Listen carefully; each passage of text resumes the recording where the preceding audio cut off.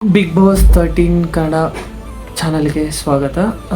Last year ನಿಮಗೆಲ್ಲ ಗೊತ್ತು, ಗಿಲ್ಲಿ ಅವರು ಯಾವ ಥರ ಹವಾ ಮಾಡಿದರು ಅಂತ. ಬಿಗ್ ಬಾಸಲ್ಲಿ ಫ್ಯಾನ್ ಬೇಸ್ ಯಾವ ಥರ ಕ್ರಿಯೇಟ್ ಮಾಡಿದರು ಅಂತ ನಿಮಗೆಲ್ಲ ಗೊತ್ತು.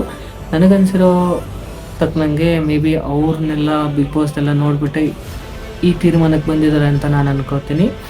ಸಾಮಾನ್ಯ ಜನರಿಗೆ ಅವಕಾಶ ಕೊಡೋದಾಗಲಿ, ಅವರಿಗೆ ಎಬಿಲಿಟಿನ ಚೆಕ್ ಮಾಡೋದಾಗಲಿ, ಅವ್ರಿಗೊಂದು ಪ್ಲ್ಯಾಟ್ಫಾರ್ಮ್ ಸೆಟ್ ಮಾಡೋದಾಗಲಿ ಕೊಡಬೇಕು ಅಂತ ಅವ್ರು ತೀರ್ಮಾನ ಮಾಡಿರ್ಬೋದು.